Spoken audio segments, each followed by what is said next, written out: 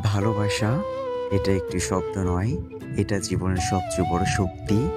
কিন্তু আমরা কি ভালোবাসার সত্যিকার অর্থ বুঝি? ভালোবাসা হলো সেই শক্তি যা আমাদের জীবনের প্রতিটি সম্পর্ককে বাঁচিয়ে রাখে।